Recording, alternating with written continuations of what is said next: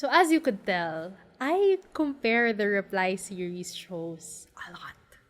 Like, yes, they are their own works and they should be appreciated based on themselves alone and not in comparison to others. But it's a series. It exists in a similar universe.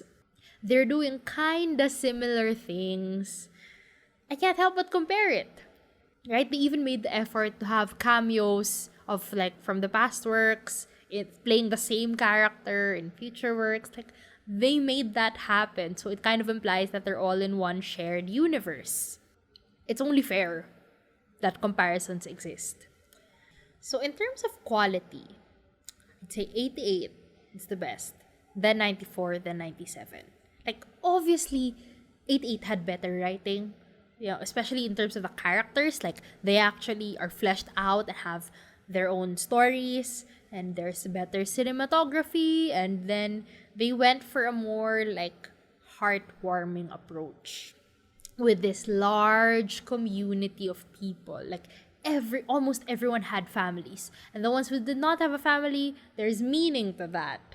So I think obviously they gave 88 the most thought. Not the most airtime, that still goes to 94. But 88, they wrote a lot more than just jokes. Like they really went for something different. But it still experienced some bloat. I'll explain that later. It was not a perfect show. Okay? 97, on the other hand, was very, very, very rough. It was more like a sitcom, like a comedy. It was all over the place, yeah. But it was short and sweet, right? I mean, 16 episodes, some of them weren't even 1 hour long, 45 minutes long. Short and sweet. And so, there was bloat, as there always is.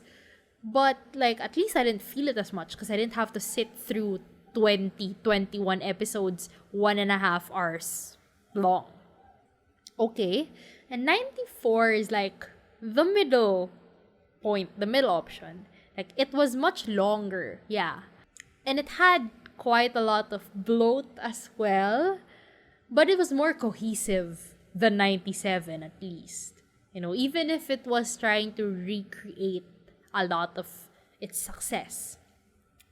In terms of my watching experience though, like this is in terms of enjoyment, how much I enjoyed what I was watching, and how much I was invested in the characters and what was going on throughout the entire run of the show.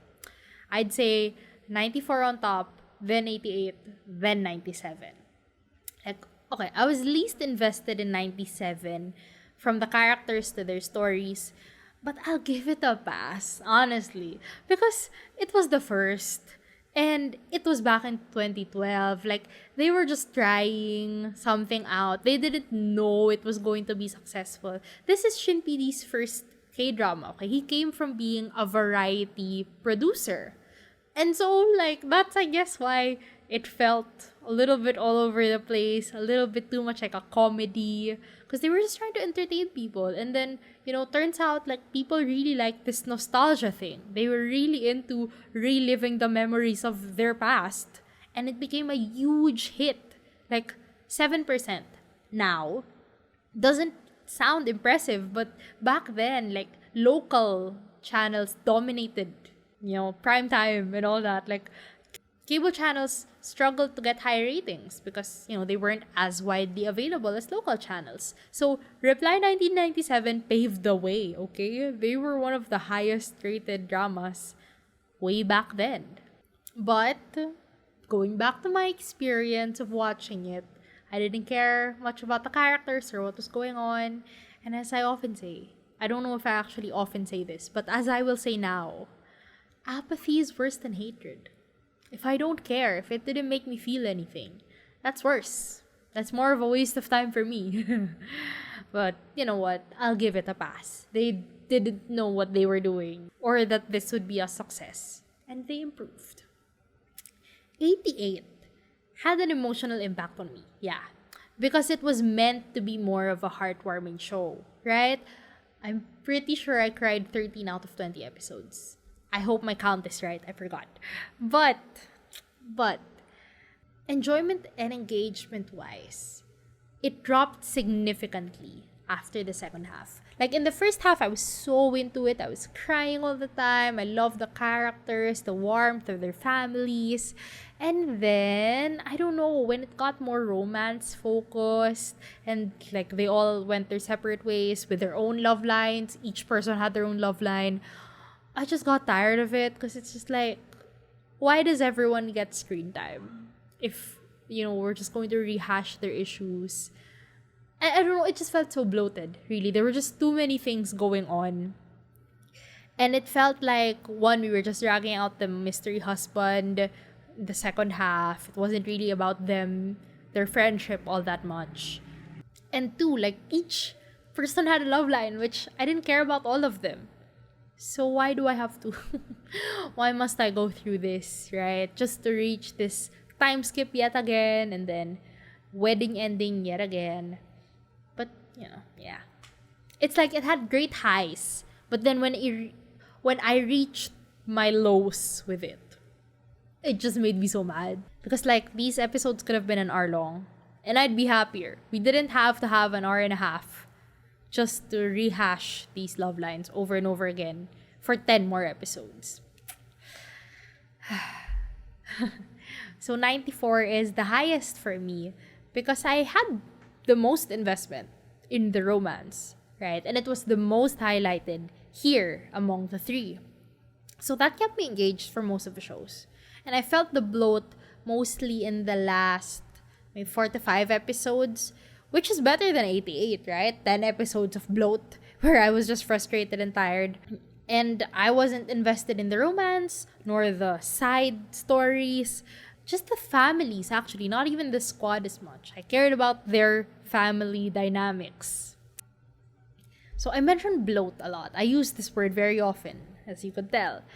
To me, a bloat is that feeling when you don't know where a show is headed and you feel that it's just dragging the plot out or dragging the episodes out just to keep it going, just to keep it running.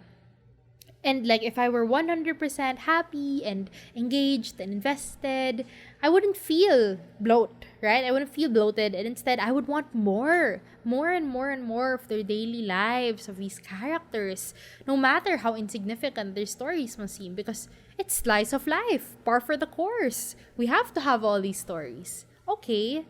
But I wasn't that engaged, really. And I realized I could pick just the parts that I cared about. But in general, as a whole, I didn't care about all of them. And I didn't care about one part strongly enough to sit through the rest of it. There's a right balance, with the fluffy and the light and the slice of life pacing, and balance that with actual story or character progression. Like, it has to move a little bit more than that. And yeah, the problem is that sometimes there's no real overarching story unless you count the mystery husband as your overarching story, in which your mileage varies, right? It depends on whether or not you care about that romance. In the others, I didn't. In 94, I did. And that's, I guess, why I was engaged for most of it, until I realized they're just dragging this out, and then for some reason Chilbong's gonna come back and people are gonna think he has a chance, but he doesn't. And then there's gonna be an obligatory breakup, but we know it's trash. Come on. So there. All three of them experience bloat when they stop focusing on the friends as a group and more on their individual stories. At that point, that's when I realized that they were better as a group than as individuals. But you run out of stories to tell as an entire group. So it's a lose-lose, for me at least. And you know what? I could say that each of the reply shows were trying something different. Like 97 was more of a comedy, 94 was more on the romance, and 88 was more family, heartwarming stuff. And in a way, you know what? The main girls and their characters represented their shows well. right? I mean, 97 was a comedy. She One was a crazy fangirl. Lots of shenanigans there. 94 was romance. Najong was crazy in love. That works. And Doksun was dumb. And 88 was a heartwarming family drama. And that, was heartwarming family stuff. Yeah, you get it. It worked. Their characters worked for the stories around them and what their entire show was trying to do. Okay. I could go even deeper into this, guys. I could go deeper. I could say more. Like, I could compare the love lines, the protagonists, even add person playbook, hospital playlist. I could do more. Right? I could say more. But let's not do that this episode. So if anyone's interested in that, just tell me. I can do it.